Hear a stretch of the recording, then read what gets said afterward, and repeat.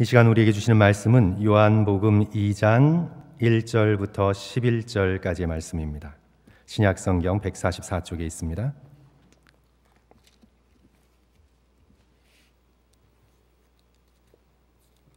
요한복음 2장 1절부터 11절까지의 말씀입니다.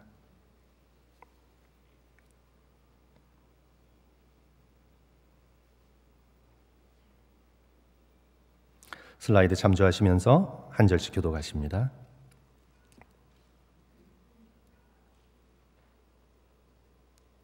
사흘째 되던 날 갈릴리 가나에 혼례가 있어 예수의 어머니도 거기 계시고 포도주가 떨어진지라 예수의 어머니가 예수에게 이르되 저들에게 포도주가 없다 하니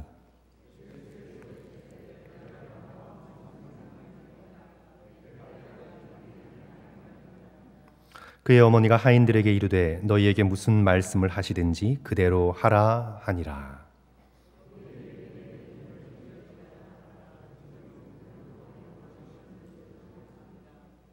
예수께서 그들에게 이르시되 항아리에 물을 채우라 하신즉 아귀까지 채우니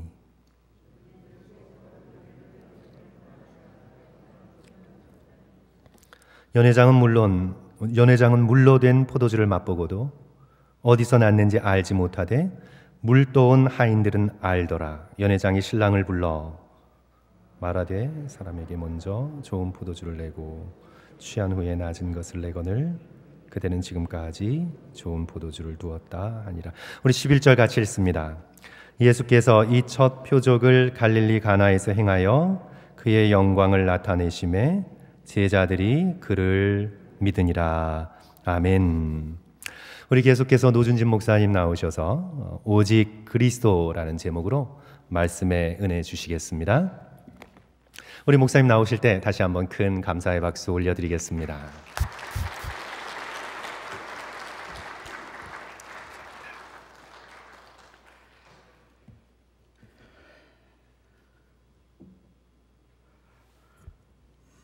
잠깐 기도할까요? 사랑하는 나의 아버지 하나님, 오늘은 저희들이 거룩히 구별된 날 주님을 예배하며 예수 그리스도의 그 놀라운 은혜와 죽음과 부활을 통하여 우리에게 허락하신 자녀됨의 권세를 우리가 오늘 예배를 통하여 함께 누리고자 합니다. 하나님, 오늘 제가 하는 이 설교가 예배의 중심이 아니라 바로 그 예배의 한 일부인 것을 저희 모두가 잊지 않게 하여 주셔서 모쪼록 저희들은 설교를 듣는 것이 아니라 하나님을 예배하는 것이고 제가 설교를 하는 것이 아니라 저도 하나님을 예배하는 것임을 놓치지 않아서 오직 그리스도만 높아지는 시간이 되게 하여 주시옵소서. 그렇게 하기 위하여 주님, 부족한 저를 주님께서 감추어 주시옵시고 특별히 저의 마음과 입술을 주께서 주장하여 주시옵소서. 예수님의 이름으로 간절히 기도하옵나이다. 아멘. 갓난아기 때 실명을 하고 95년 동안을 시각장애인으로 산 사람이 있습니다. 미국 교회사에서는 복음송 그리고 찬송가 작사가로 유명한 페니 크로스비라고 하는 분입니다. 그가 갓난아기 때 실명을 하고 8살 때 그가 이런 글을 썼다고 합니다. 내가 비록 볼 수 없기는 하지만 얼마나 행복한 아이인지 모른다. 복을 많이 받았기 때문에 비록 앞을 보지 못하지만 이 세상을 사는 동안에 만족하며 감사하며 살기로 마음을 정했다. 내가 시각장애인이기 때문에 울거나 한숨을 쉬는 일은 할 수도 없거니와 하지도 않을 것이다 라는 글을 썼습니다. 8살이면 너무 어려서 이렇게 낙관적이었던 것일까요? 아니면 하나님의 특별한 은혜를 받아서 어릴 적부터 성령이 충만해서 이렇게 말할 수 있었던 것일까요? 항상 만족하며 감사하며 살기에는 이 세상의 풍파가 얼마나 많은지 몰라서 앞으로 장애인으로 살아갈 동안에 그 많은 날 동안 흘려야 할 눈물과 슬픔이 기쁨보다는 훨씬 더 많을 텐데 그 인생을 너무 쉽게 보아서 8살 때 이런 낙관적인 고백을 한 것일까요? 그가 53살 되었을 때 이런 찬송가 작사 시를 썼습니다. 저희들이 가지고 있는 찬송가 288장인데요. 예수로 나의 구주 삼고 성령과 피로써 거듭나니 이 세상에서 내 영혼이 하늘의 영광 누리도다.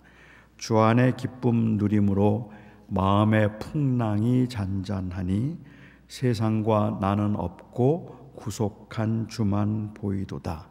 이것이 나의 간증이요 이것이 나의 찬송일세.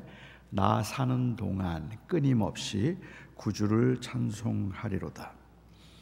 그리고 그는 95세 죽을 때까지 8살 때의 그 고백에 진실한 삶을 살아냈습니다. 물론 이 패니 크로스비는 그의 생애 동안에 눈물이 굉장히 많았을 것이고 그 가사를 보아도 우리가 알 수 있는 것처럼 불편함으로 인한 아픔도 굉장히 많았을 것이라고 저는 짐작합니다. 만일 정말로 그 장애를 가지고 있음에도 불구하고 패니 크로스비가 전혀 흔들림이 없이 항상 마음의 기쁨과 평안을 유지할 수 있었다면 솔직히 제가 보기에는 그는 부러움의 대상이기는 하지만 존경의 대상은 아닙니다. 그는 우리와는 다른 종류의 사람이기 때문에 그래요. 나도 그런 사람이 되면 좋겠다고 생각할 만한 다른 종류의 사람이기는 하지만 우리가 존경할 만큼 그 역경을 이겨내고 있는 사람으로 보여지지는 않기 때문에 그런데 패니 크로스비는 고난이 없거나 그 슬픔이 없었던 것이 아니라 그 가운데 기쁨을 유지할 수 있었다는 것이 차이점이라고 볼 수 있을 것 같습니다. 수많은 곳에서 복음을 전하며 주님의 은혜를 나누었던 아주 굉장히 유명한 조니 에릭슨이라고 하는 분이 있습니다. 제가 살았던 메릴랜드 출신인데 17살 때 그 다이빙을 했는데 잘못 떨어지는 바람에 전신마비 장애인이 되었습니다. 그는 전신마비 장애인이 되어서 전 세계를 다니면서 정말 수많은 사람들에게 위로를 주었어요.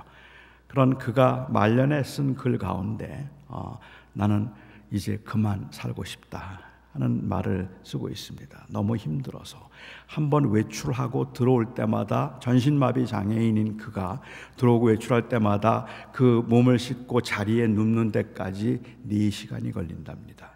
그리고 그렇게 이 자리에 누워 있다가 몸에 열이 나기 시작하면 몸을 움직일 수가 없기 때문에 그래서 겨우 자기는 어떻게 할 수가 없고 그 같이 있는 보조하는 분을 부르면 옷을 다 벗기고 그 몸이 따뜻해질 때까지 그를 품고 감싸 안고 있는데 그럴 때마다 느끼는 그 부끄러움과 수치스러움은 이제 그만하고 싶다는 생각을 매일 하게 한다라고 그렇게 고백을 했어요.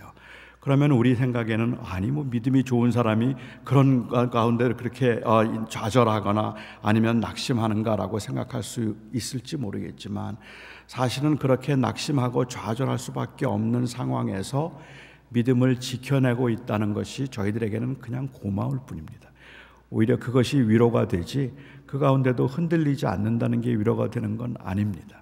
제가 첫날 간증을 한 것처럼 제가 이제 제가 가지고 있는 어릴 적부터 생후 8개월부터 제가 가지고 있는 소아마비 장애 문제 때문에 저는 제가 강해야 된다는 생각을 했고 그 문제가 어느 집회에서 해결이 되어서 4년 동안 하던 기도를 그날 제가 멈추고 이제 이 장애도 하나님이 나에게 주신 일종의 은사라 이것을 통하여서 하나님이 하나님의 영광을 드러내기 위하여 나에게 약함을 주셨다는 것을 깨달았습니다.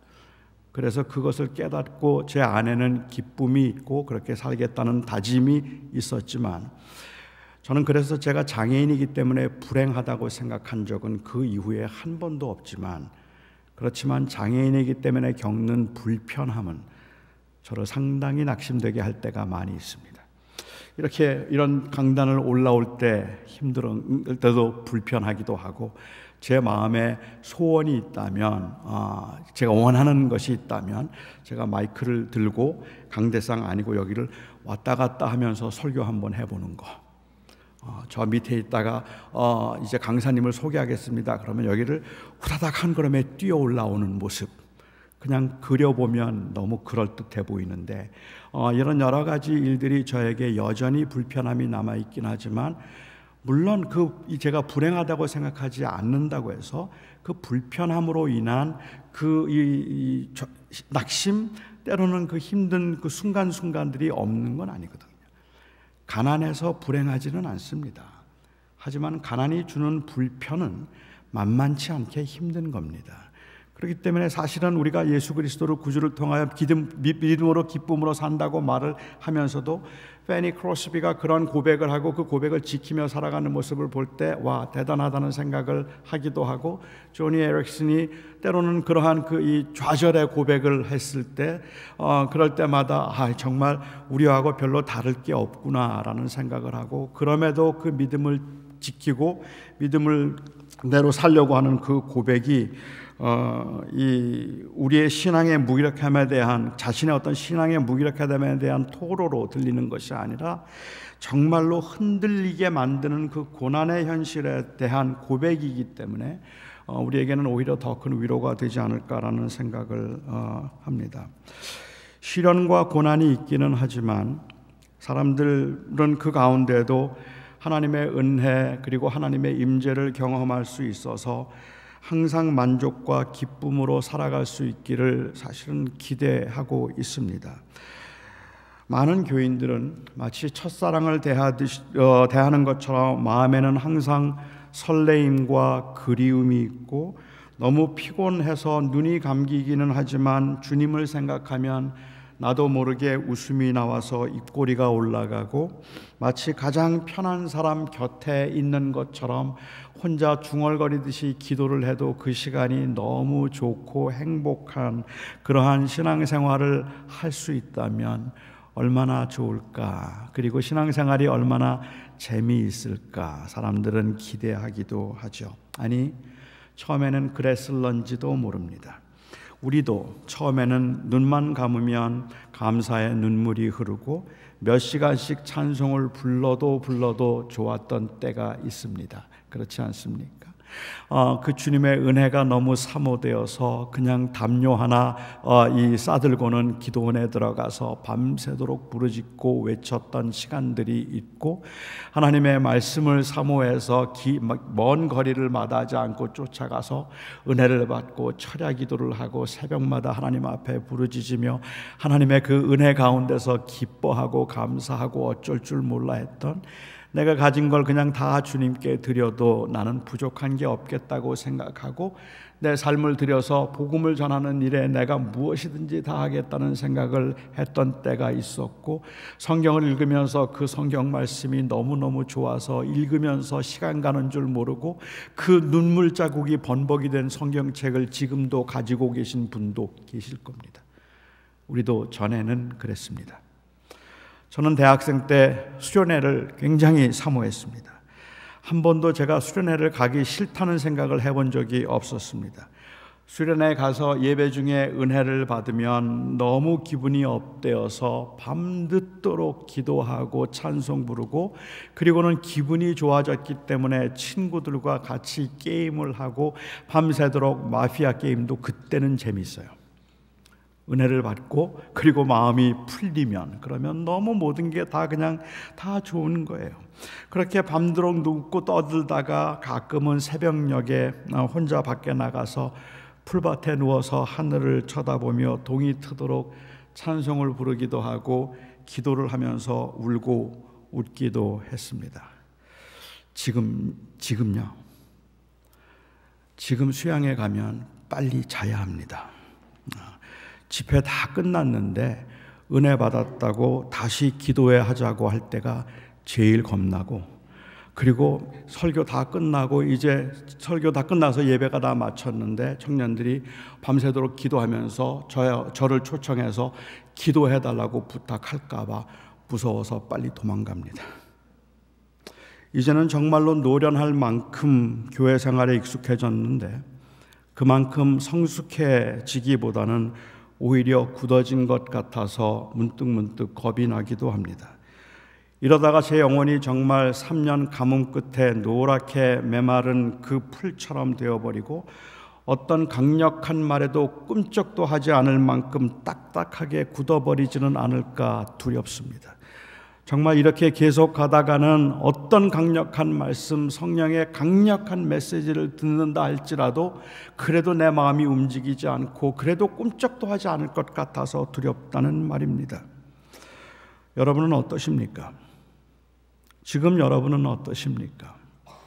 저는 그냥 단순히 첫사랑의 감정이나 아니면 처음 믿을 때의 그 열심을 회복하고 싶은 게 아닙니다.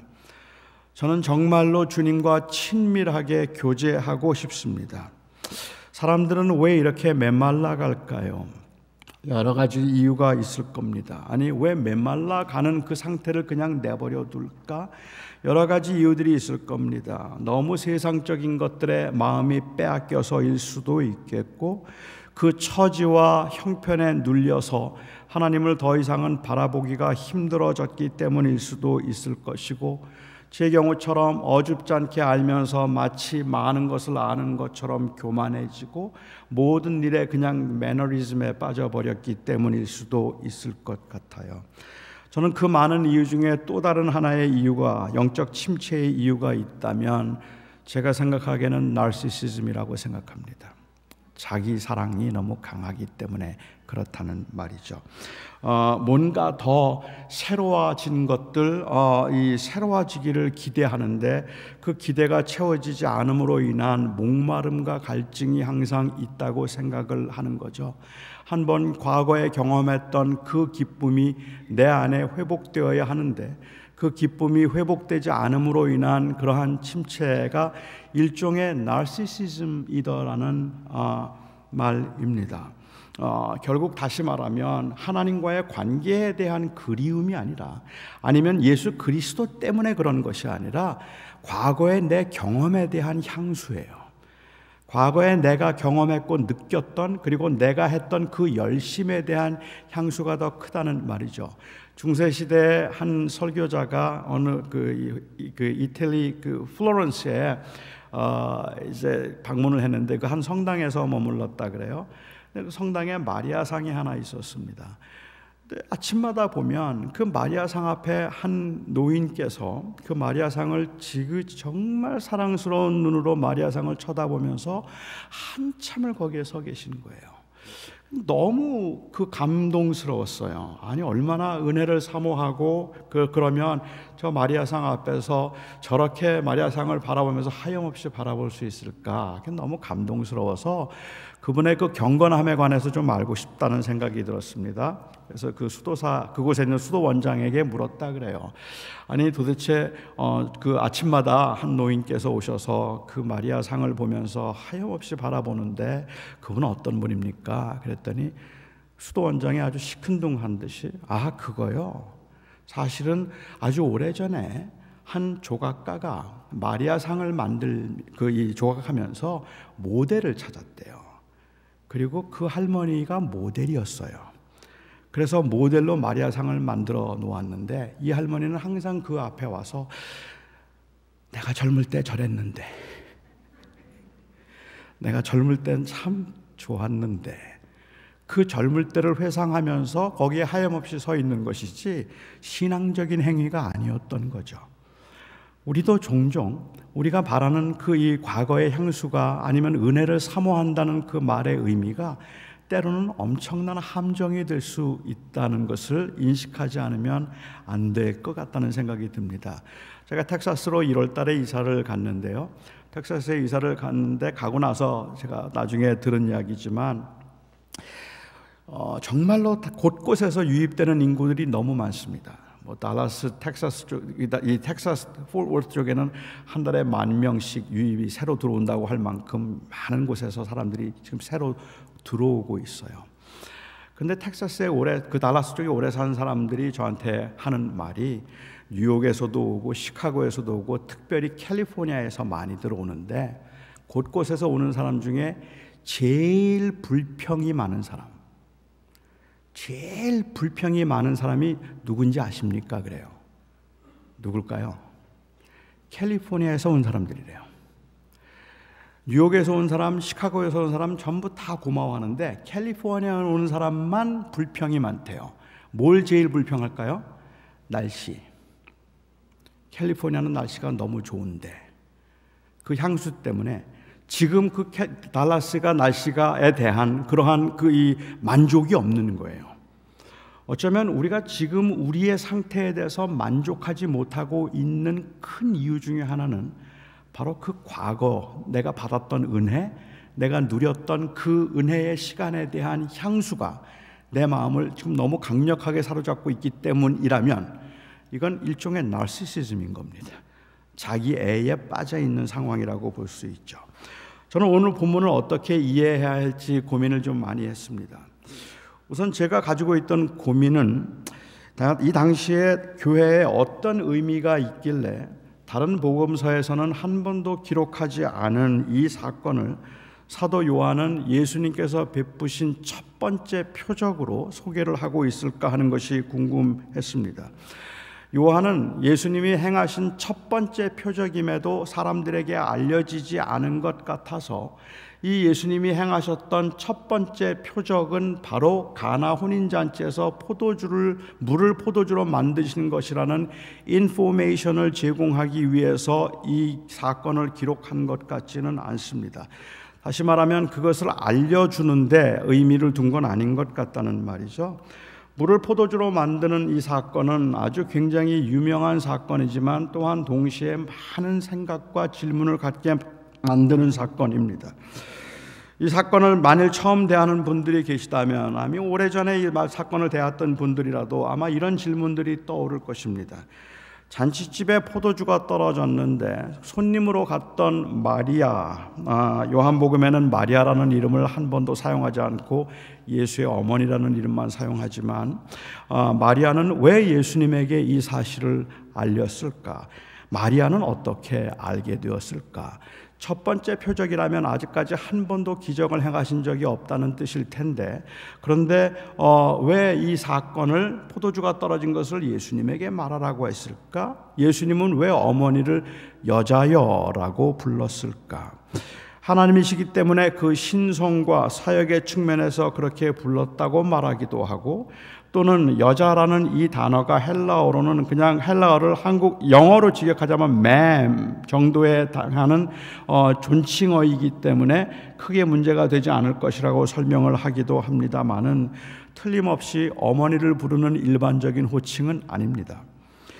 예수님께서 내가 아직 때가 이르지 아니하였으니 이 일이 나와 무슨 상관이 있습니까? 라고 하신 말씀은 예수님께서 아직은 도울 수 없다는 의미로 들리는데 그런데 왜 마리아는 하인에게 예수님께서 시키시는 대로 하라고 그렇게 말을 전했을까요?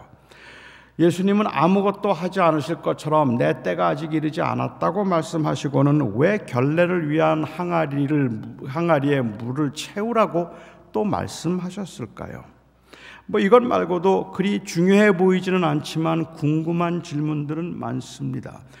마리아도 가나에 초대를 받은 것 같은데 그 포도주가 떨어졌다는 것을 어떻게 알았을까? 우연히 마리아의 이 숙소가 주방 옆이라서 엿들었다고 어떤 학자는 설명을 하지만 그거는 그냥 추측에 불과할 뿐이고 사실은 그걸 어떻게 알게 되었는지 알 길이 없습니다. 이때 주님께서 만드신 것이 포도주였을까요? 포도주스였을까요? 이건 굉장히 중요한 심오한 질문이 될 수 있을지도 모르겠습니다. 저는 이런 모든 질문들에 딱 들어맞아서 무릎을 치면서 이거였구나라고 말할 수 있는 해석을 아직은 못 찾았습니다. 이런 질문들에 대한 분명한 답을 제시할 수 있을 만큼 저의 지식이 부족해서이기도 하겠지만 저는 여러분들이 궁금해할 만한 이러한 그 질문들에 대한 답을 오늘 설교를 통해서 제시하기보다는 제 나름대로 본문이 의도하고 있는, 생각하고 있는 중요한 가르침은 도대체 무엇이었을까 하는 것을 여러분과 함께 나누어 보고 싶습니다. 오늘 본문에 보면 저는 요한복음 전체를 흐르고 있는 굉장히 중요한 한 단어이기는 한데 오늘 본문을 보면 좀 특이해 보이는 기록이 있습니다. 11절 말씀입니다. 예수님께서 첫 표적을 갈릴리 가나에서 행하여 그의 영광을 나타내심에 제자들이 그를 믿으니라. 이 주님께서 행하신 표적을 왜 그곳에 있던 물을 포도주로 만드는 이 놀라운 기적을 경험한 그 수많은 사람들이 예수를 믿게 되는 사건이 아니라 왜 제자들이 예수를 믿은 사건이 되었을까? 맹인의 눈을 뜨게 하고 농아의 귀를 열어서 듣게 만드는 것도 굉장한 기적이면 틀림이 없지만 물을 포도주로 만드는 기적만큼 사람들에게 충격을 줄 만한 그러한 기적은 없을 것 같습니다. 어떻게 물이 포도주가 될 수 있단 말입니까? 그냥 눈속임이나 아니면 마술이 아니라 진짜라면 말입니다. 사실 저는 마술을 볼 때마다 신기합니다. 특히 이 손수건이 갑자기 장미꽃이 된다든지 아니면 아무것도 없던 모자에서 비둘기가 나온다든지 이러한 마술들을 보면 와 대단하다는 생각이 들고 감탄하게 되지만 사실은 많은 사람들, 저를 비롯해서 많은 사람들은 그러한 마술을 보면서 어떻게 저렇게 됐지? 어떻게 손수건이 장미꽃이 됐지? 이렇게 묻는 사람은 없을 겁니다. 대부분은 언제 바꿨지? 그렇게 물어요. 그게 바뀔 수 없다는 것을 알기 때문에 우리도 모르게 언젠가 살짝 바꿔치기를 했다고 생각하고 그 말은 언제나 맞는 말이잖아요. 절대로 손수건이 꽃이 되는 일은 없지 않습니까? 물이 포도주로 된 것이 눈속임이나 마술이었다면 몰라도 실제로 물이 포도주가 된다면 이 사건은 그야말로 어떻게 이런 일이 갈지래요. 두 물질의 원자가 다른데 어떻게 이게 똑같은 하나가 될 수 있느냐는 말입니다. 있을 수 없는 일이잖아요. 그런데 이 분자가 다른 것이 그렇게 될 수 있다는 것이 너무 놀라운 일이긴 한데 이 엄청나고 놀라운 이 기적을 경험하고 그 첫 번째 표적을 베푸셨을 때 사람들은 안 믿었어요. 몰랐어요. 아예 몰랐어요. 제자들이 믿었더라라고 기록을 하고 있습니다. 새 창조의 그러한 기적인데 제자들만 믿었습니다. 다른 사람들은 물론 안 믿었을 텐데 몰랐을 것이라고 보는 게 맞겠죠. 그냥 술맛이 좋다는 것만 생각하고 연회장도 신랑도 거기 연회장에 참석했던 그 손님들도 모두 다 기분 좋게 취해 있었습니다. 하인들은 알았지만 어안이 벙벙했을 겁니다. 있을 수도 없는 일이고 본 적도 없는 일이니까 그야말로 신기한 마술 정도로 생각했는지도 모르겠어요. 요한복음에서는 표적을 행하시면 항상 그 표적을 통하여 메시아가 누구이신 것을 증거하는 일에 주력을 했습니다. 예수님께서 시각장애인의 눈을 뜨신 다음에 예수님은 내가 세상의 빛이라고 그렇게 말씀을 하셨고, 예수님께서 나사로를 살리시고 난 다음에 나는 부활이요 생명이라고 주님께서 말씀을 하셨습니다. 주님께서 7번, 요한복음에 나오는 7번의 기적들, 오병이어의 기적을 베푸신 다음에 주님께서는 내가 세상의 떡이라 라고 말씀을 하셔서 주님이 누구인가 하는 것을 보여주기 위한 의도에서만 이 표적들을 보여주고 기적들을 기록하고 있는데, 첫 번째 표적이었던 이 사건에 대해서는 예수님이 누구인가에 대해서 일체 아무 말도 하지 않습니다. 어쩌면 유일하게도 아무 말도 하지 않고 그냥 그 표적만 설명을 하고 있어요. 메시아이심을 강조하기는 했는데 메시아라고 말씀하지는 않고 있다는 말이죠. 하지만 함께 여행을 하고 있던 제자들, 그리고 이미 1장에 나온 것처럼 세상 죄를 지고 가는 어린 양을 보라는 이 세례 요한의 그 간증과 증언을 듣고 예수님을 따르기로 작정했던 주님의 제자들, 이들에게 있어서는 메시아라고 기대하고 찾아오던 그들이 보았던 그 표적에서 그들은 믿었더라고 했습니다. 다시 말하면 그들은 이제 예수가 메시아이구나 하는 것을 제자들이 하는 거죠. 아직 내 때가 이르지 않았다고 말씀을 하셔서 주님께서는 이것을 세상에 당신이 메시아인 것을 드러내는 표적으로 사용하지는 않으셨지만 적어도 그곳에 있는 제자들에게 있어서는 제자들로 하여금 믿도록 만들기 위한 표적이면은 틀림이 없었던 것 같아요. 그래서 요한은 제자들이 믿었더라라는 말을 기록하고 있습니다. 단순히 포도주가 기쁨을 상징했기 때문에 메시아를 따르기로 했던 사람들이 그 포도주를 마시면서 와, 이 포도주 굉장하네 라고 그 기쁨과 감격에 있었던 것이 아니라, 요한이 포도주 사건을 통하여서 제자들이 믿으니라라고 말을 했던 건 그 당시에 제자들이 예수님의 그 표적 사건을, 물을 포도주로 만드시는 사건을 보면서 메시아를 생각했다는 말입니다. 그 메시아, 눈먼 자의 눈을 뜨게 하실 것이고 갇힌 자에게 자유를 주실 것이며 가난한 자에게 먹을 것을 주시는 것처럼 충격적인 사건으로 제자들에게는 다가왔다는 말이죠. 이건 당시에 정형화된 유대 종교가 줄 수 있는 것이 아니었습니다. 예수님의 말씀은 당시 그 서기관이나 바리새인들의 그 가르침과는 분명히 달랐는데, 아마 여러분들은 이 사건을 기쁨의 사건으로 많이 들어보셨을 거라고 짐작을 합니다. 이 사건의 배경이 결혼식이라는 것도 그렇고, 예수님께서 그 잔치 자리에 참석을 하셨다는 것도 그렇고, 예수님께서 흥을 돋우기 위해서 물을 포도주로 만들어 주시고 참석한 사람들에게 최상의 포도주를 주님께서 제공해 주셨다는 것, 그래서 모든 사람들이 그 포도주를 마시고 아주 기분 좋아했다는 것도 그렇습니다. 그렇기 때문에 많은 분들은 이 사건을 보면서 주님께서는 우리들이 기뻐하고 우리들이 흥겹게 사는 것을 언제나 원하신다고 이야기를 하거나, 아니면 적어도 반대하지 않으신다고 이야기를 하고, 우리가 그 누리는 그 기쁨이 얼마나 중요하고, 그리고 그 기쁨을 주님은 얼마나 귀하게 여기시는가 하는 것에 대해서 많이 강조하는 것 혹시 들어보셨는지 모르겠습니다. 하지만 제가 이해하기에 이 말씀은 예수님께서 최상의 포도주를 만들어 주시고 그 최상의 포도주를 마심으로 인한 그 기쁨이나 최상의 포도주를 마실 수 있다는 그 가능성으로 인한 기쁨이 아닙니다. 이 사건에서 주는 진정한 기쁨은 잔치집에서 나온 그 포도주의 기쁨이 아니라 예수가 메시아라는 기쁨이라는 말입니다. 제자들이 믿었다는 말은 이 사건은 포도주를, 정말 맛있는 포도주를 먹었다는 사실이 아니라 이분이 진짜로 메시아구나 하는 것을 그들이 알게 되어서 믿게 되는 사건이었다는 말이죠. 그래서 그 눈먼 자에게, 그리고 가난한 자에게, 병든 자에게 자유와 치유와 해방을 주실 수 있는 분이라는 것을 알게 되었기 때문에 그렇다는 것이죠. 거듭 말씀드리지만 여기에서 느끼는 기쁨은 물에서 바뀐 포도주에 있는 것이 아니라 물을 포도주로 바꾸어 주심으로 그가 메시아이심을 보여주신 예수에게 있다는 말이죠. 기가 막히게 맛있는 포도주를 마심으로 느끼는 희열의 초점을 맞추자면, 글쎄요, 1869년도 보르도 샤토 라피테 한 잔 정도?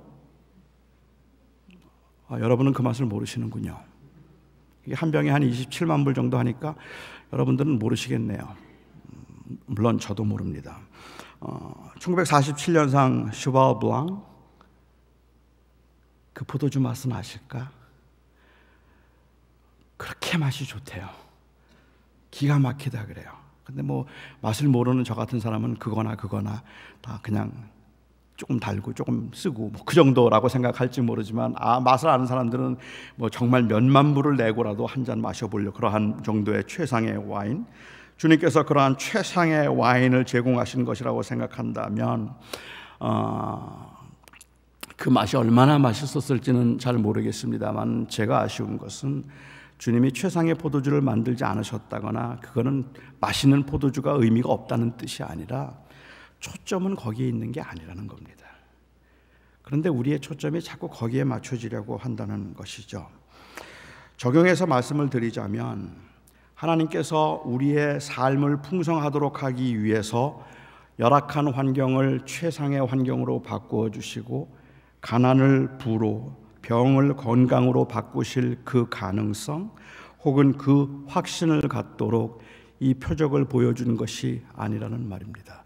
그러니까 내가 가난했지만 부자가 될 수 있다는 가능성이나 하나님은 반드시 그렇게 해주실 것이라는 그 사실에 대한 믿음을 가지고 아직 이루어지지 않았으나 그 약속을 믿고 기뻐하는 것, 하나님은 나에게 더 좋은 것을 주실 것이라는 그 믿음으로 인한 기쁨, 이것을 강조하고 있는 게 아니라는 말입니다. 사실은 우리의 그 가난이 부로 바뀌지 않을 수도 있겠고 여전히 우리는 고난 가운데 있을 수도 있겠지만 분명한 것은 물을 포도주로 바꾸심으로 그가 바로 하나님의 아들 메시아이심을 보여주신 이 사건을 우리도 믿는다면 우리에게 중요한 것은 주님은 언제쯤 내 물을 포도주로 바꿔주실까가 아니라 과연 예수는 메시아이구나 하는 겁니다. 그게 바로 우리가 누리는 기쁨의 근원이 되어야 한다는 말입니다. 저는 교인들의 감사도 좀 그렇다는 생각이 들었어요. 한 번은 제가 이 교회 전혀 안 나가시는 예수를 안 믿는 분을 만나서 이야기를 하는데 그분이 그러더라고요. 목사님, 전 정말 모든 게 감사합니다 그래요.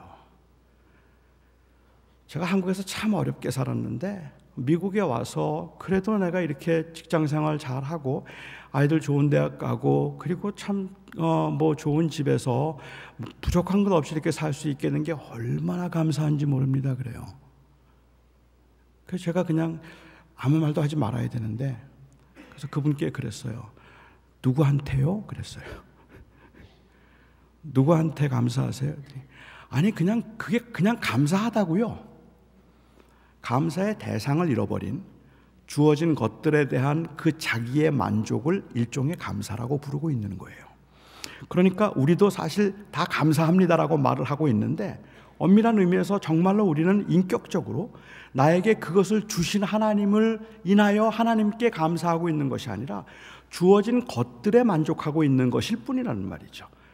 그러니까 주어진 포도주의 그 최상의 포도주에 만족하는 것과 크게 다르지 않을 텐데 사도 요한은 당시에 이 요한복음을 기록할 당시 이미 교회가 세워지고 한 30년쯤 지나고 난 후에 그들의 신앙을 보면서 그 당시 교회의 신앙을 보면서 이 신앙이 하나의 종교적 행위로 전락해 버림으로 그리스도를 만남으로 누릴 수 있었던 그 기쁨과 치유를 잃어버리고 과거의 향수에 빠져있는 이 모습을 경계하기 위해서 이 사건이 기록되었겠다 싶은 생각이 드는 거죠.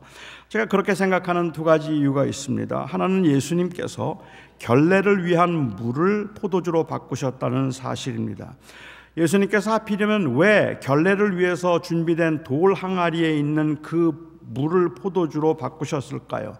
결례를 위해 사용된 그 돌 항아리 하나에 한 20갤론에서 30갤론 정도의 물이 들어갈 수 있으니까 큰 항아리이니까 포도주를 더 넉넉히 만들어주기 위해서 주님께서 그렇게 큰 항아리를 사용하신 걸까요? 주인의 입장에서 6개의 돌 항아리를 가득 채워서 포도주로 채웠다면 적어도 120갤론에서 180갤론 정도의 포도주를 최상의 포도주를 무상으로 받은 셈이 될 텐데 틀림없이 그것이 주인에게는 횡재일지 모르겠지만 요한은 예수님께서 포도주를 많이 만들어주기 위해서 가장 큰 항아리가 뭐냐 물어보시고 그리고 제일 큰 항아리였던 그 발 씻는 물을 담가 놓는 돌 항아리의 물을 주님께서 만들어 주셨다는 의미로 기록하기보다는 결례를 위한 이 물을 주님께서 포도주로 만드셨다는 사건에 초점을 맞추고 싶었습니다. 이 돌 항아리는 손과 물을 씻기 위한 물을 담그는 것이었지만 마시기 위한 것은 아니었습니다. 밖에 나갔다 들어온 사람들이 부지 중에라도 부정한 것을 만져서 더러워졌고 부정해졌을 때 경계해서 손과 발을 씻도록 그 한 결례를 위해서 준비된 물이었는데 결국 주님께서는 마실 물을 포도주로 만드신 것이 아니라 발 씻을 물을 포도주로 만드신 셈입니다. 어차피 발 씻을 물이 따로 있는 건 아닐 테니까 그 항아리에 있었다고 해서 더러워진 것은 아니지만 주님은 이 잔치에 있는 이 잔치에서 메시아적인 신랑으로서 그곳에 참석한 사람들에게 최고의 포도주를 주시는데 그 결례의 물을 최상의 포도주로 바꾸어서 주신다는 말이죠. 다시 말씀드리면 모든 율법과 규례의 완성으로서 예수 그리스도께서 메시아이심을 보여주고 있다는 말입니다. 저는 여기서 율법과 결례라는 말을 우리들에게 조금 더 편리한 말을 쓰자면 의무, 종교적인 예식과 의무라는 말을 쓰고 싶습니다. 이게 현대인들에겐 더 와닿을 테니까 말입니다. 주님께서는 의무감에 찌들려서 그냥 쫓겨가듯이 끌려가듯이 하는 건조하고 메마른 그러한 신앙생활이 아닌 참된 자유를 줄 수 있는 그러한 신앙생활을 말씀하고 계시는 겁니다. 예배에 참석하는데 마치 의무라도 다하듯이 여기에 예배에 참석을 해서 예배를 마치고 나면은 내 오늘 하루의 의무와 일과를 다 마친 것처럼 생각하고 아무 느낌이나 아무 감흥 없이 떠나가거나, 그렇게 떠나가면서 마음속에 가지고 있는 늘 아쉬움은 옛날엔 안 그랬는데, 옛날엔 정말 좋았는데, 그때 내가 뜨겁게 할 때가 있었는데 라는 그 감흥에 빠져 있는 그 상황, 저와 여러분들이 처해 있는 이런 상황에서 그 기쁨을 회복하는 방법은 또 다른 최상의 더 나은 더 좋은 포도주를 마시는 것이 아니라 예수에게 주목하는 것이다, 얘기하는 거죠. 결국은 이 사건을 통하여서 자꾸만 정체되어 가고 아니면은 이 매너리즘에 빠져버리는 것 같은 그 당시의 교회를 향하여서 기쁨의 근원이 되시는 예수 그리스도를 놓친 채 자기 자신의 경험과 감정에 머물러 있으면서 포도주를 찾고 있는 모습들은, 이것은 결코 우리를 온전하게 세워줄 수 없다는 것을 강조하는 것이라고 말할 수 있을 것 같습니다. 예수님과의 만남, 예수님과의 연합, 예수님과의 동행, 그것이 그렇습니다. 저는 기도도 마찬가지라고 생각합니다. 많은 사람들은 생각하기를 하나님께서 기도를 하시면 이 기도를 들어주실까, 응답하실까라고 생각을 해요. 그리고 틀림없이 하나님은 우리의 기도에 응답하셔서 다 들어주실 것이라고 믿는 게 믿음이라고 생각을 해요. 그런데 우리의 현실은 안 그래요. 기도해도 안 돼요. 됩니까? 된 때도 있는데 안 된 때도 있어요. 그죠? 그리고 기도하는데도 그렇게 간절하게 기도했는데 사랑하는 사람이 먼저 떠나기도 하고, 그렇게 간절하게 기도했는데도 불구하고 그래도 그때 그 위기를 넘기지 못한 사람들도 있어요. 기도는 무엇이든지 구하라 주실 것이요, 찾으라 얻을 것이요, 두드리라 열릴 것이니라. 이 약속은 내가 구한 건 내가 다 주겠다는 약속이 아닙니다. 내가 무엇이든지 구하라, 그리하여 내가 네 아버지인 것을 알라. 결국은 기도는 우리의 필요와 원함을 채우는 수단이 아니라 하나님과의 관계를 확인하는 수단입니다. 그렇기 때문에 기도한 사람이 누리는 특권이라면 그것은 바로 하나님의 임재의 특권입니다. 하나님께서 내 아버지가 되신다, 그리고 내 삶을 주관하시고 내 삶을 지켜주시고 언제나 나와 동행하실 것이라는 이 사실을 확인하는 것이 사실은 내게 지금 원하는 것이 주어졌는가 보다 더 중요하다는 말이죠. 그래서 우리는 고난 중에 어떤 경우라도 무슨 문제를 놓고라도 기도합니다. 왜요? 우리의 기도의 목적은 하나님이에요. 내 손에 쥐어질 기도의 결과가 아니라 하나님 거기 계십니까? 그걸 묻고 싶은 거예요. 하나님 여전히 함께 하십니까? 그걸 묻고 싶은 거고, 하나님 아시죠? 라고 말하고 싶은 거고, 하나님 도와주세요라는 그 절규 가운데 우리가 묻고 싶은 것은 하나님이 하나님의 선하신 뜻을 이루며 행하시는 일 가운데 하나님 저를 도와주세요라는 말은 사실은 그런데 나는 그 일을 가지 않게 해주세요를 말하고 있는 것이 아니라 하나님의 임재와 동행을 저에게 보여주세요라는 말입니다. 그래서 감당할 수 있게 해주시옵소서. 결국 우리가 추구하는 것은 바로 이 하나님일 겁니다. 물 아닙니다. 포도주, 물이 변한 포도주 아닙니다. 눈먼 자의 눈을 밝히시고 그리고 갇힌 자들을 감옥에서 끌어내시고 흑암에 있는 자들에게 진정한 그들을 해방시키는 메시아, 우리 주 예수 그리스도를 주목하도록 하심입니다. 예수님이 주시는 물은 그 배에서 다시는 그 배에서 생수의 강이 흘러남 같다고 말씀을 하셨어요. 주님이 주시는 물은 단순한 종교적인 행위도 아니고 그것은 세상에서 누릴 수 있는 형통함도 아닙니다. 다시 말씀드립니다. 종교적인 의무가 잘못된 것은 아니지만 그것은 주님을 바라보도록 하는 수단이지 목적이 아닙니다. 그런데 우리는 그 수단에 매여서 때로는 궁극적인 목적을 잃어버렸다는 데 문제가 있다는 것이라는 말입니다. 제가 이렇게 생각하는 두 번째 이유가 있다면, 예수님께서 성전을 청결하게 하신 사건을 요한복음만 유일하게 주님께서 이 표적을 행하신 이후의 사건으로 기록을 하고 있다는 것이죠. 성전은 청결하게 하신 사건에 관해서도 제가 할 말이 많긴 하지만 다른 복음서에서는 예수님의 사역 말기에 기록하고 있는 이 사건을 요한은 첫 번째 표적을 행하신 이후의 사건으로 기록을 하고 있는데 여기에도 재미있는 기록이 하나 나옵니다. 예수님께서 성전에서 장사하는 사람들을 다 내쫓으셨을 때 유대인들이 예수님에게 묻습니다. 당신이 정말 메시아요? 당신이 정말 선지자요? 당신이 정말 메시아라면 표적을 보여주시오라고 말합니다. 첫 번째 표적을 행하신 이후 성전을 청결하게 하시니까 그러니까 유대인들이 찾아와서 예수님이 당신이 정말 메시아라는 표적을 보여주시오. 이제 제자들이 아니라 publicly 주님께서 이 메시아라는 표적을 보여달라고 이야기를 합니다. 그때 예수님께서 말씀하시죠. 저 성전을 헐라. 내가 사흘 동안에 다시 일으키겠다. 다시 짓겠다. 이 성전은 예수 그리스도의 몸을 가리킵니다. 다시 말하면 구약에서 하나님께서 그 백성들과 함께 하신다는 함께 하심을 보여주는 성전의 완성으로서 임마누엘 되신 예수 그리스도께서 이제 하나님이 우리와 함께 하시는 그분이라는 하나님의 임재에 대한 증거로 주님이 성전의 완성이라고 말씀을 하고 계시는 것이죠. 구약에서 말하고 있던 그 하나님의 임재의 완성이 그리스도에게를 통해서 이루어졌다는 말을 하는 겁니다. 이러한 종교적인 행위들과 상징들의 의도를 그건 절대로 나쁜 게 아닙니다. 하지만 그것은 주목하는 것이 있어요.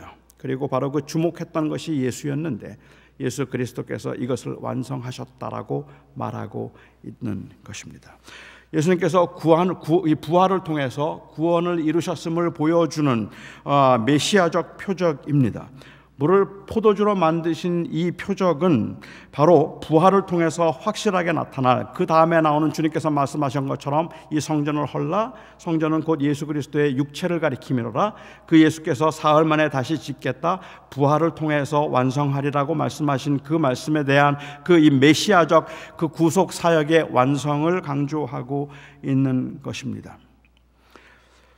요즘에 나오는 예수 없는 기독교, 예수 없는 교회, 이런 책 제목들처럼 교회 생활을 건조하게 만드는 가장 큰 원인은 어쩌면 매주일 교회에 나와 예배를 하고 매주일 봉사도 하고 그런데 그냥 그것들이 습관적인 종교적 행위로 의무로 전락해 버리고 사실은 예수님을 잃어버렸기 때문인지도 모른다는 거예요. 예일대학교의 교수였던 레안더 캑이라고 하는 분이 크리스천니티 투데이에 이런 글을 기고했습니다. 오늘날 개신교가 왜 기쁨을 잃은 종교가 되어가는지 모르겠다. 어쩌면 하나님의 능력보다는 세상의 문제들에 의해서 더 영향을 받고 있는지도 모르고 우리가 너무 세속화되어서 마치 모든 우리의 문제들을 우리 스스로 해결해야 될 것처럼 생각하기 때문인지도 모른다. 아니 어쩌면 우리는 성경이 말하는 하나님 대신에 우리의 종교에 의해서 만들어진 아주 지루한 하나님의 지루해졌기 때문인지도 모른다. 그런데 여러분 아십니까? 인간의 속성상 반복되는 습관적인 행위에서는 절대로 반복된 기쁨을 느끼지 못합니다.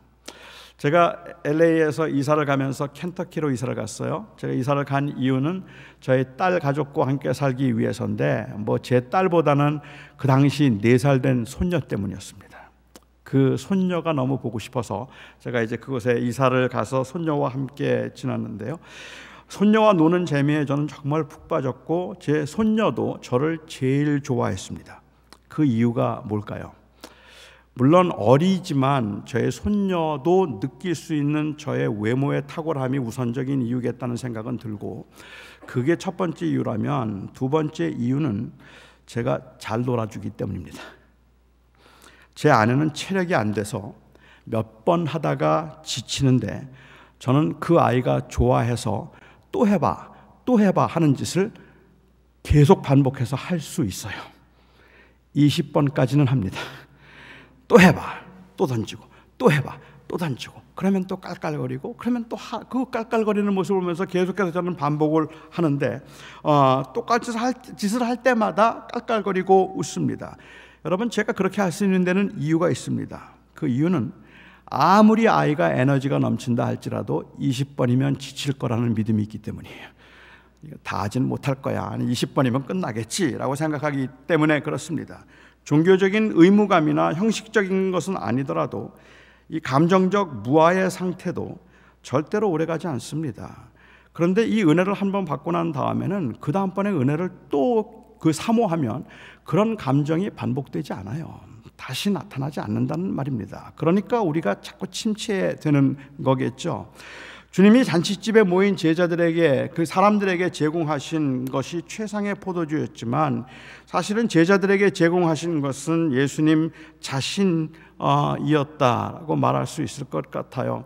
요한이 당시 교인들에게 말하는 것도 그겁니다. 바로 사람들은 내가 아무리 은혜를 많이 받았다고 할지라도 어떤 집회에서 어떤 설교를 들으면서 어떤 목사님의 기도를 들으면서 아니면 어떤 책을 읽으면서 너무 말할 수 없는 감동을 받아서 이게 정말로 나를 살려줬다고 말을 하더라도 그거 2번도 경험하기가 힘들고 3번 경험하기 힘들고 똑같은 설교 또 들어보면 그러면 아니에요. 그런 감정이 나오지 않아요. 그 집회가 너무 좋아서 그 해 갔는데 너무 좋았는데 2번째 가서 너무 좋았는데 3번째 가도 좋았는데 4번째부터는 좀 시들해지기도 한다는 말입니다. 반복되지 않아요. 그러면 우리는 자꾸만 우리가 변했다고 생각하는 거란 말이에요. 내가 너무 부족해졌구나 생각하고 내가 식었다고 생각을 하기 때문에 오히려 우리가 자꾸만 침체되죠. 처음에는 교회 나온 게 너무 좋았는데, 처음에는 그렇게 교회 생활하는 게 너무 즐거웠는데, 그래서 같이 교회 생활하고 같이 누리면서 교회 나와서 너무 좋았는데, 시간이 지나면 지날수록 자꾸만 이 종교적인 의무감 정도로만 매너리즘에 빠져버리고 있는 그러한 상황. 그래서 거기에서 기쁨도 별로 느끼지 못하고 이건 뭔가 좀 이상해졌다고 그게 느껴지는 그들을 향하여서 요한이 하는 말은 뭔가 하면,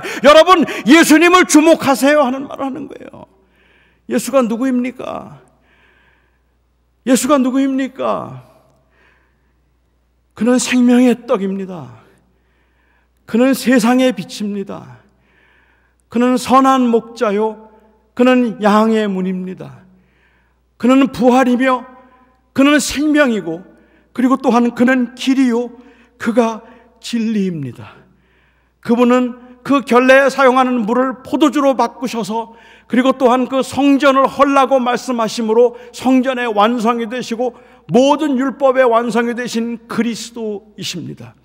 우리가 지금까지 은혜를 말하고 은혜에 목말랐다고 말하면서도 사실 우리가 목말라 한 것은 최상의 포도주였을 뿐이고, 그래서 그 포도주가 없다고 불평하고 있는 우리들을 향하여서 포도주는 비록 지금 없을지 모르지만, 포도주를 주님께서 늘 만들어주시는 것은 아닐지 모르지만 그 포도주를 만들어주신 예수가 우리에게 있지 않습니까? 그 예수가 우리 가운데 있지 않습니까? 그 예수를 바라보아야죠. 내 과거의 영광을 바라보면 어떻게 합니까? 내 과거의 경험에 의존해서 그때가 좋았는데라고 생각하거나 계속해서 그 과거의 그 경험을 실현하거나 아니면 다시 재생하려고만 애를 쓰고 있는, 그때 그 포도주가 너무 좋았는데, 그 진짜 맛있었는데 그 포도주를 어디 가서 또 마실 수 있을까? 그래서 그 더 좋은 최상의 포도주를 만들어주는 것을 찾아서 이 교회 저 교회를 다니기도 하고, 어디 가면 내가 최상의 포도주를 마실 수 있을까 찾아 생각하면서 이리저리 방황하게 되는 그 모습이 은혜를 사모하는 굉장히 경건한 모습인 것처럼 보이는데 조심하라는 말입니다. 그건 나르시시즘일 수 있어요. 그리스도에게 주목하는 것이 아니라 나에게 주목하고 있는 것일 수도 있다는 말입니다.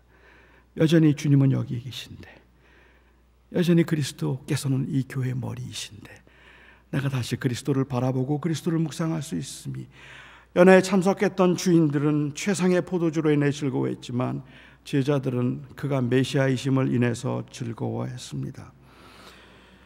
현대인들이 신앙생활을 하면서 느끼는 답답함이 단순히 기도할 때 가슴이 뜨거워지고 눈물이 쏟아지는 심리적 그 상태에 대한 목마름이라면, 예전에 느꼈던 첫사랑의 감정이라면, 종교적 열심에서 오는 성취감이라면, 이것은 최상의 포도주에 대한 목마름일지도 모릅니다. 그게 잘못된 건 전혀 아닙니다. 그게 잘못된 건 아니지만 오히려 그것 때문에 주님을 보지 못하면 안 된다는 말입니다. 그거는 필요한 것들이고 가끔씩, 아니 때로는 자주 성령께서 우리에게 주시는 것들이지만 그것은 수단일 뿐입니다. 그것을 통해서 우리가 주목해야 되는 것은 그리스도, 그것이 없어도 놓칠 수 없는 것은 그리스도, 오직 예수 그리스도 뿐입니다. 주님이 떠나시고 얼마 지나지 않아서, 제법 시간이 지나는 후에 요한이 봤던 교회의 모습은 메시아이신 예수 그리스도를 인한 기쁨을 잃어버린 상태였습니다. 예수 안에서 예수께서 우리에게 주신 자유와 생명을 누릴 수 있으면 좋겠습니다. 비록 때로는 우리의 삶이 너무 무미건조하고 아무런 변화도 없는 일상의 반복인 것 같고 고난의 세파 속에서 아무런 기쁨을 느낄 수 없을 만큼 벅찬 싸움의 연속인 것 같기는 하지만, 우리가 소망하며 주목하는 것을 우리가 놓치지 않으려고 애를 쓰고 몸부림치며 그 자유, 그 그리스도, 생명을 주신 그리스도를 온전히 바라보도록 하는 것. 우리는 신앙생활을 하면서 사소한 일에서부터 큰 일까지 지속적으로 문제들이 발생할 때마다 팝밥이 돼요. 그리고는 확 눈앞에 걸립니다. 여러분, 손가락 2개면 세상을 가리는 거 아십니까? 손가락 2개로 어떻게 세상을 가리죠? 눈앞에 갖다 대시면 손가락밖에 안 보입니다. 그것처럼 작고 큰 문제들이 팝밥이 돼서 떠오르면, 그러면 우리는 불안할 수밖에 없어요. 그것밖에 안 보이니까. 그런데 우리의 믿음의 행위, 지금 요한이 우리에게 기대하고 원하는 것이 있다면 그것은 그걸 끌어내리란 말이에요. 그리고 그 너머에 주를 보라는 말입니다. 주님을 보면 길이 보인다. 그러니 그 눈앞에 가까이 와 있는 것을 내리라고 얘기하죠. 제가 오늘 여러분들에게 드리고 싶었던 말씀은 굉장히 좋은 것이긴 하지만 내 눈을 가리고 있는 것이 어쩌면 과거의 향수일지도 모르겠다고 생각했습니다. 우리가 이전에 받았던 은혜에 대한 향수, 그때 진짜 좋았는데, 그 마음들이 지금 현재 우리의 모습에서 우리와 동행하시는 그리스도를 인하여 만족하지 못하게 만들 수 있다는 겁니다. 사도 바울은 내가 자족하는 법을 배웠다라고 이야기를 해요. 그러면서 그가 자족하는 법을 배웠다고 이야기를 하고 내가 일체의 일에 모든 일에 자족하는 법을 배웠다고 이야기를 합니다. 자족이 뭡니까? 여러분, 자족이 뭘까요? 어떻게 하는 게 자족일까요? 현재 상태에 만족하는 게 자족입니까? 여러분들은 지금 현재 상태에 만족하십니까? 자족하실 수 있으시겠습니까? 나성 한인교회 그냥 이 정도면 되겠습니까? 주님, 더 이상 부흥도 마시고 교인들도 자꾸 다 오는 것도 아니고 지금이 딱 좋사오니 이대로 그냥 유지하게 하소서. 그게 자족입니까? 여러분들은 지금 여러분들의 인컴에 만족하십니까? 저는 솔직히 만족이 안 돼요. 저는 제가 지금 받는 소셜 시큐리티를 조금만 더 받았으면 좋겠어요. 이게 가지고 그냥 자족할 수가 없어요. 만족할 수가 없어요. 여러분들이 받는 현재 처해 있는 상태에 대해서 만족하는 건 자족이 아닙니다. 바울은 그 이야기를 하는 게 아니에요. 그냥 그대로 그 현상 유지를 하라는 걸 말하고 있는 게 아닙니다. 바울이 고백하고 있는 건, 감옥에 있으면서 하는 고백은 내가 가난에 처할 줄도 알고 풍부에 처할 줄도 알고 내가 부함에 처할 줄도 알고 이 가난에 처할 줄도 알아서 배고픔과 배부름과 궁핍과 빈곤과 그리고 풍부함, 일체의 모든 비결을 배웠다. 내게 능력 주시는 자서 내가 모든 것을 할 수 있다. 바울이 지금 말하고 있는 그 진정한 의미에서의 자족은 상태에 대한 만족이 아니라 어떤 상태에서도 하나님의 주권에 만족하겠다는 말입니다. 나를 가난에 처하게 하시더라도, 나를 부하게 처하게 하시더라도 거기에 하나님의 길이 있고 거기에 하나님의 원함이 있고 하나님의 주권과 다스림이 있다면 난 그것으로 만족합니다. 그 고백을 하고 있는 거죠. 우리가 오늘 해야 되는 고백은 그겁니다. 저의 영적인 상태가 많이 메마른 것 같기도 하고 때로는 좀 답답함을 느끼기도 하지만 내가 일체의 비결을 배웠습니다. 여러 가지로 여건과 환경은 나에게 좋지 않지만 나는 그리스도로 만족합니다 하는 이 고백이 진정한 의미에서의 물에서 바뀐 포도주가 아닌 물을 포도주로 바꾸신 그리스도를 인한 기쁨, 정작 교회가 회복해야 될 기쁨일 겁니다. 저는 여러분들이 전처럼 옛날에 그런 영광이나 향수보다 그냥 그 찬송가 가사들을 저는 요즘에 묵상하면서 그냥 구주를 생각만 해도 내 마음이 좋거든. 주 얼굴 뵐 때 얼마나 좋을까. 내 기쁨, 내 소망, 나의 생명이 되신 주. 밤낮 불러도 다함이 없으면 오직 주 예수뿐이라. 그 예수 그리스도가 정말 나는 너무 사모합니다. 그 예수 그리스도, 그 그리스도 때문에 저는 힘들지만 살아갑니다. 그렇게 말할 수 있는 이 그리스도로 인한 기쁨이 회복될 수 있으면 얼마나 좋을까 하는 생각을 해봅니다. 그리고 요한은 그 간절함으로 지금 오늘 이 말씀을, 기록을, 이 표적을 기록하고 있겠다 싶었습니다. 기도하겠습니다. 사랑하는 나의 아버지 하나님, 저희들이 살면서 저희는 자꾸만 우리가 무미건조해져 가고, 그리고 우리가 메말라 간다는 것을 많이 두려워합니다. 물론 거기에는 우리의 죄성 때문이기도 하고, 이 복잡하고 그리고 힘든 세상의 풍파 때문이기도 한 것을 고백합니다. 그런데 주님, 저의 경우도 저를 기쁘게 했던 때가 언젠가 생각해 보면 제가 기뻤던 때는 교회가 부흥할 때였고, 제가 힘들었을 때는 교회가 부흥하지 않을 때였습니다. 제가 기뻐했을 때는 사람들이 제 설교를 좋아했을 때고, 제가 낙심했을 때는 사람들이 제 설교에 만족하지 못했을 때였습니다. 최상의 포도주로 인하여서는 기쁨을 경험하기는 했지만, 어쩌면 그런 것들 때문에 주님, 저는 목회를 하면서도 주님, 교회가 부흥하는 것 때문에는 기뻐했어도 주님 때문에 기뻐한 시간이 별로 없는 것 같아서 너무 죄송합니다. 제 안에 진정으로 회복되어야 되는 것은 과거의 영광도 내가 경험했던 그 경험도 아니고, 바로 내가 그토록 사랑했던 예수 그리스도, 그분을 향한 그 한결같은 마음이 제 안에 회복되기를 소망합니다.